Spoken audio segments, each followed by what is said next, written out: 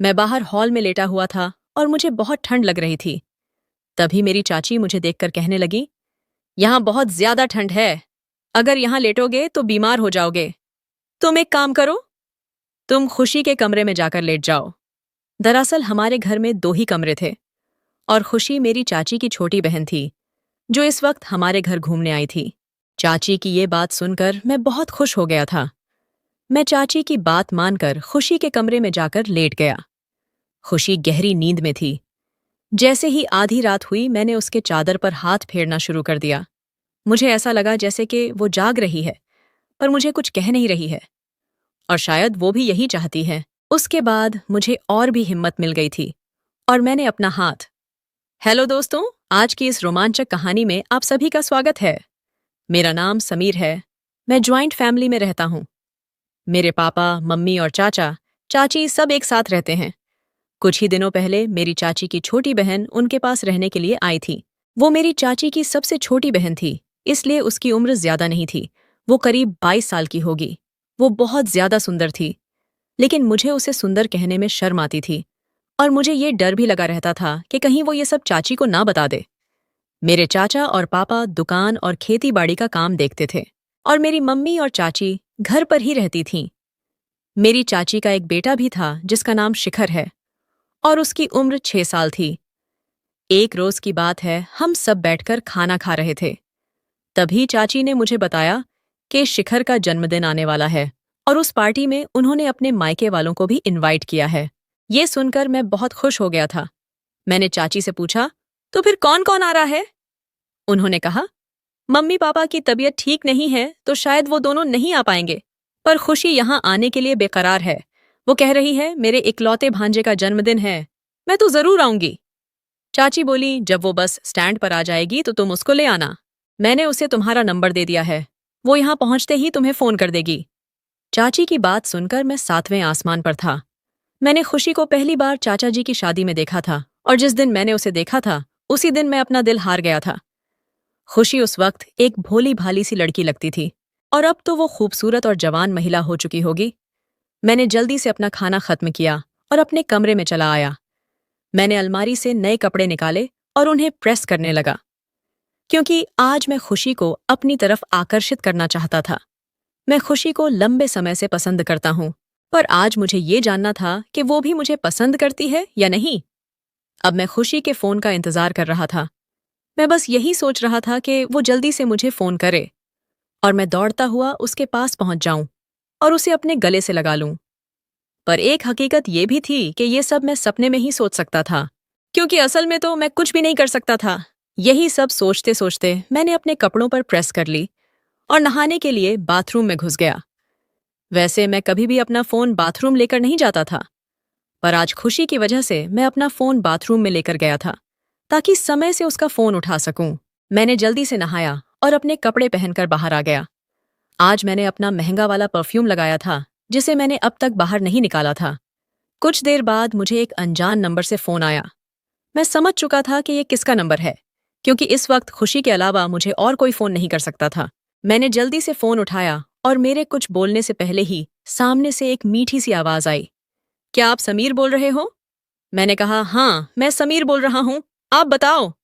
वो बोली, मैं बस स्टैंड पर आ गई हूँ, आप मुझे लेने आ जाओ। इतना सुनते ही न जाने मुझे क्या होने लगा था।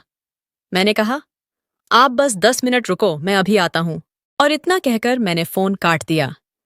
मैंने जल्दी से अपनी गाड़ी की चाबी ली और खुशी को लेने के लिए निकल गया। हमारे घर से बस स्टैंड तक 20 मिनट का रास्ता था। मैंने तेजी से बाइक भगाकर 20 मिनट का रास्ता 15 मिनट में ही कवर कर लिया था। जैसे ही मैं बस स्टैंड पहुंचा और मैंने खुशी को देखा तो मेरे होश ही उड़ गए। वो खिलखिलाती धूप में किसी परी की तरह लग रही थी। उसने ब्लैक कलर की एक ड्रेस पहन रखी थी और बाल खुले हुए थे। आसपास के सारे मर्दों की नजर उसी पर थी। उसकी लंबी हाइट, नीली आंखें, गोरा रंग और गदराया हुआ बदन हर मर्द के दिल को पिघला रही थी। मैंने ऐसी खूबसूरत बला आज तक नहीं देखी थी।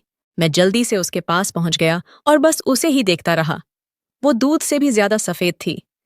मैंने उसके हाथों से उसका बैग ले लिया और उसे अपनी बाइक पर बैठा लिया। आसपास के सारे लोग मुझे ही देख रहे थे, क्योंकि वो खूबसूरत बला अब मेरे साथ जा रही थी। मैंने उसका सारा सामान आगे रख लिया था और खुद थोड़ा पीछे होकर बैठ गया था। मैं बाइक चलाते वक्त जानबूझकर बार बार ब्रेक लगा रहा था। मैं जब भी ब्रेक लगाता था तो उसके गर्म उभार मेरी पीठ पर लगते थे। मैं उसे छू तो नहीं सकता था, पर यह सब करके मैं उन्हें महसूस कर पा रहा था। मैं बाइक के शीशे से उसके चांद जैसे चेहरे को देख रहा था और शायद उसने भी इस बात को महसूस कर लिया था। मैं बाइक इतनी धीरे चला रहा था कि साइकिल वाले लोग भी मुझसे आगे निकल रहे थे, पर मुझे इन सब बातों से कोई मतलब नहीं था, क्योंकि मैं अपनी खुशी को लेकर जा रहा था। मैं उसके साथ ज्यादा से ज्यादा समय बिताना चाहता था, इसलिए मुझे धीरे जाने में भी खुशी मिल रही थी। आखिर थोड़ी देर बाद वो मुझसे बोली, समीर, इससे अच्छा तो मैं पैदल ही घर चली जाती। मैंने मजाक में उससे कहा, मैंने कुछ ही दिनों पहले ड्राइविंग सीखी है, इसलिए अभी थोड़ा डर लग रहा है। मेरी बात सुनकर वो हंसने लगी। वो हंसते हुए और भी ज्यादा खूबसूरत लग रही थी और इसी तरह बातें करते करते हम दोनों घर पहुंच गए। चाची अपनी बहन को देखकर बहुत ज्यादा खुश हो गई थी। उन्होंने खुशी को देखकर उसे अपने गले लगा लिया। शिखर भी अपनी मौसी को देखकर बहुत ज्यादा खुश हो रहा था। अगले दिन शिखर का जन्मदिन था और हमने अपने घर में एक छोटी सी पार्टी रखी थी। इस पार्टी में हमने अपने रिश्तेदारों को नहीं बुलाया था, लेकिन गांव के सभी दोस्तों को बुलाया था। रात में पार्टी शुरू होने वाली थी और सब अपने मनपसंद के कपड़े पहन रहे थे, पर मैं चाहता था कि खुशी पहले तैयार हो जाए ताकि मैं उसके साथ मैचिंग कपड़े पहन सकूं। कुछ देर बाद खुशी तैयार होकर बाहर निकली और उसने रेड कलर का सूट पहन रखा था। उस सूट में वो बहुत हसीन लग रही थी। मैंने जैसे ही देखा कि खुशी ने लाल रंग का सूट पहना है, मैं तुरंत बाजार गया और अपने लिए लाल रंग की शर्ट ले आया। मुझे लगा कि खुशी को ये देखकर अच्छा लगेगा, पर उसने मेरी इन छोटी छोटी हरकतों पर ज्यादा ध्यान ही नहीं दिया। पार्टी शुरू हो चुकी थी और सब पार्टी एंजॉय कर रहे थे। खुशी शिखर के आसपास ही घूम रही थी और मुझे उसके साथ वक्त ही नहीं मिल पा रहा था। रात के 12 बजे पार्टी खत्म हुई और खाना खाने के बाद सब लोग अपने अपने घर चले गए। हम सबने भी अपने कपड़े चेंज किए और सोने के लिए अपने अपने कमरों में पहुंच गए। शिखर हमेशा से मेरे पास ही सोता था, पर आज उसने जिद पकड़ रखी थी कि मैं मौसी के साथ ही सोऊंगा। मैंने चाची से कहा, कोई बात नहीं, आज उसे अपनी मौसी के साथ सो जाने दो। खुशी और शिखर को मेरे कमरे में लेट जाने दो और मैं बाहर हॉल में सो जाऊंगा। इसके बाद शिखर और उसकी मौसी मेरे कमरे में मेरे बेड पर लेट गए। मैं थोड़ी देर बाहर टहलने के लिए चला गया और वापस आकर हॉल में ही सो गया। बाहर बहुत ज्यादा ठंड थी, फिर भी मैंने सोचा कि किसी को डिस्टर्ब नहीं करूंगा। ठंड से अपना ध्यान भटकाने के लिए मैं अपना फोन चलाने लग गया। थोड़ी देर फोन चलाने के बाद मुझे नींद आने लगी। मैं फोन बंद करके सोने की तैयारी कर ही रहा था कि तभी चाची मेरे पास आ गई और बोली, समीर, यहाँ बहुत ज्यादा ठंड है, अगर तुम बाहर लेटोगे तो कल सुबह तक पक्का बीमार हो जाओगे। मैं तुम्हें ऐसे बाहर ठंड में नहीं सोने दूंगी। तुम भी अंदर जाकर खुशी और शिखर के साथ लेट जाओ। चाची जी की ये बात सुनकर तो मेरी खुशी का कोई ठिकाना ही नहीं रहा, लेकिन मैंने चाची के सामने अपनी खुशी जाहिर नहीं होने दी। मैंने कहा, नहीं चाची, इस तरह अच्छा नहीं लगता। चाची बोली, क्या अच्छा नहीं लगता समीर? मैं कह रही हूं ना कि अंदर जाकर लेट जाओ। और इतना कहकर उन्होंने मेरा हाथ पकड़ लिया और मुझे अंदर ले आई। मैंने देखा कि शिखर बड़े आराम से अपनी मौसी के साथ सो रहा है और खुशी भी सोते हुए किसी हसीन परी की तरह लग रही है। चाची ने खुशी को जगाया और उससे कहा, खुशी, शिखर को अपनी तरफ खींच लो। समीर बाहर ठंड में सो रहा था, इसलिए मैं उसे अंदर ले आई हूं। खुशी अपनी आंख मसलते हुए शिखर की ओर देखने लगी और उसे थोड़ा सा अपनी तरफ खींच लिया। मुझे थोड़ी सी जगह मिल गई थी और मैं भी वहीं लेट गया। हम दोनों एक ही बेड पर लेटे हुए थे और हमारे बीच कोई दूरी भी नहीं थी। खुशी ने शिखर को बेड के किनारे पर लिटा दिया था और खुद बीच में लेट गई थी। उसके बगल में ही मैं लेटा हुआ था। मैंने कमरे की लाइट बंद की और खुशी के बगल में आकर लेट गया। मैं सोने का नाटक करने लगा, क्योंकि खुशी के बगल में रह के मुझे नींद कैसे आ सकती थी। मेरा मन तो उसके साथ शरारत करने के लिए कह रहा था, लेकिन मैं चाहता था कि अगर उस शरारत की शुरुआत खुशी करेगी तो मजा ही आ जाएगा। कुछ देर लेटे रहने के बाद मैंने महसूस किया कि किसी ने मेरे पैरों की उंगलियों को छुआ है। मैं समझ गया था कि ये पैर खुशी के ही हैं, क्योंकि शिखर तो किनारे लेटा हुआ है। जैसे ही खुशी ने मेरे साथ ये हरकत की, मेरे पूरे बदन में हलचल सी पैदा हो गई। मैं खुद पर काबू रखने की कोशिश कर रहा था, पर हो नहीं पा रहा था। वो बार बार मेरे पैरों की उंगलियों को छू रही थी और मेरे शरीर में सिहरन सी हो रही थी। ये सब मुझे बहुत अच्छा लग रहा था। मैंने अपने जज्बातों को काबू न रखते हुए अपना हाथ खुशी की चादर पर रख दिया। मैंने ये सब इस तरह से किया था कि उसे ऐसा लगे कि मैं नींद में हूं। कुछ देर बाद मैंने हाथ उसके हाथ पर रख दिया, पर अचानक से ना जाने क्या हुआ, उसने मुझे गले लगा लिया।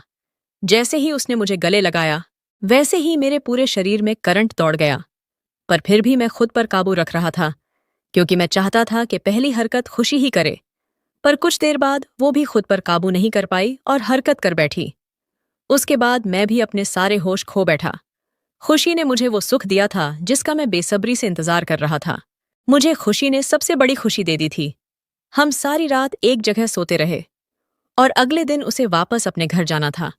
मैंने जैसे तैसे करके चाची को मना लिया और खुशी को 1 हफ्ते के लिए रोक लिया। हम दोनों ने 1 हफ्ते तक बहुत मजे किए और उसके बाद वो अपने घर चली गई। मैं खुशी को भूल नहीं पा रहा था, क्योंकि कुछ ही दिनों में खुशी ने मुझे वो सुख दिया था जो मुझे आज तक नहीं मिला। मैं हमेशा के लिए उसे अपना बनाना चाहता था। इसलिए मैंने चाची के परिवार से हमारी शादी की बात कर ली। मेरी अच्छी नौकरी की वजह से उनके घर वालों को हमारे रिश्ते से कोई दिक्कत नहीं हुई और किसी ने कोई एतराज नहीं जताया। 1 महीने के अंदर हमारी शादी कर दी गई और मैं खुशी को अपनी पत्नी बनाकर अपने घर ले आया। दोस्तों, कमेंट करके जरूर बताइएगा कि आपको ये कहानी कैसी लगी।